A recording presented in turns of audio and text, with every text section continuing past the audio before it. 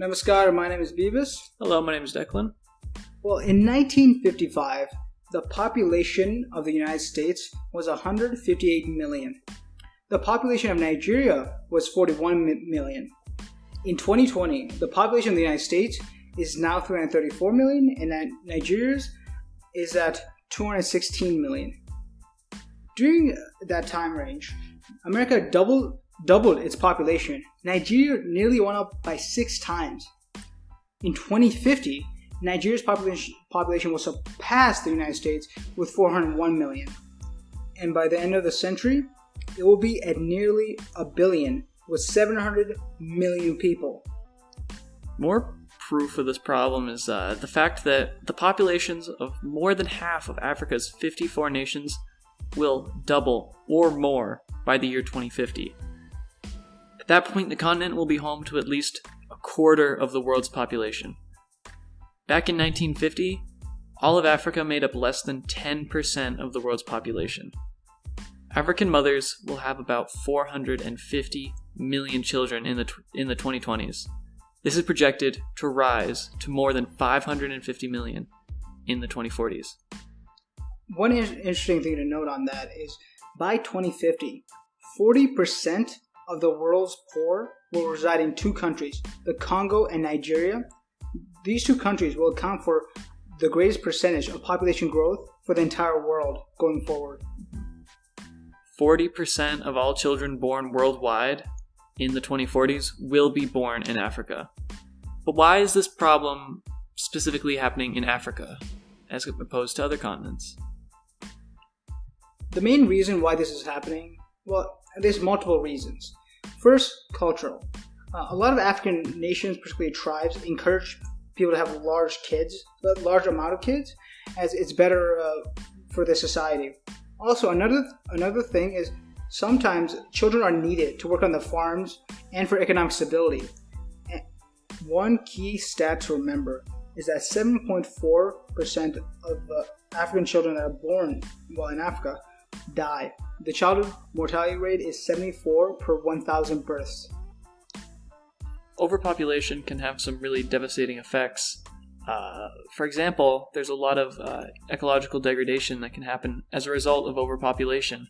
An increase in population will inevitably create pressures that lead to more deforestation, decreased biodiversity, and spikes in pollution and emissions, which will only worsen climate change. There's also increased conflict. The scarcity of resources brought about by this environmental disruption and overpopulation has the potential to trigger an increase in violence and political unrest. There's also a diminished quality of life and lower life expectancy for everyone. Overpopulation lowers the standards of living since it creates stress on the vital resources for survival and increases the difficulty of accessing the consistent supply of quality food, water, energy, health, security, and shelter. The biggest problem with population growth in Africa is that it's not coupled with economic growth as well. You have a situation where an ever-increasing number of workers have to fight over a very constant number of jobs or even decreasing number of jobs. And we have a situation where, as we stated before, 40% of the world's poor will reside in 2 countries, the Congo and Nigeria. And the unfortunate reality of high unemployment is high, ever-increasing rate of crime, as many workers are forced to work in crime-ridden areas or contribute to crimes like drugs or sex trafficking or any other kind of trafficking to provide for their families. So how can we fix this problem to improve the lives of many Africans around the world? Well, we can start with one, cultural change.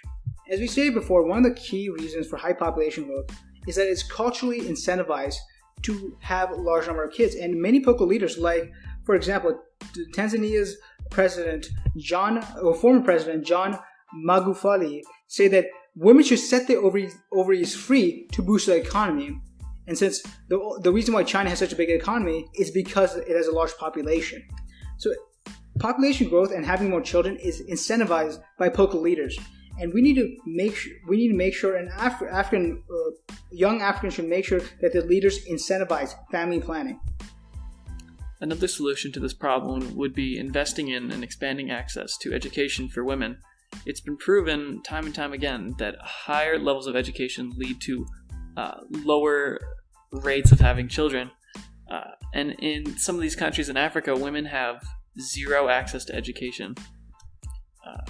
Specifically, focusing on sexual education, which is just not available to women in these rural countries. Same goes with access to contraceptives and birth control. They're just not accessible in these parts of the world. And lastly, one of the most important ones, healthcare. I think besides the most obvious one, which is abortion, birth control, and any other forms of healthcare that would pretty much lead, first of all, kids not dying when they're children, but also having a child be a choice and not a chance. To sum everything up, overpopulation in Africa is going to be one of the biggest challenges that we face as a world in the coming century. The population is growing at an unsustainable rate, and we don't have the systems in place to prepare for the potential negative effects of this overpopulation. The ecological degradation that we're going to be seeing in the coming century, the increased conflicts, the diminished quality of life, and lower life expectancies are all massive problems that we are not adequately prepared to deal with. But with the solutions we've proposed, like access to education, healthcare, contraceptives, and an overall cultural shift, we could mitigate some of these potential future disasters.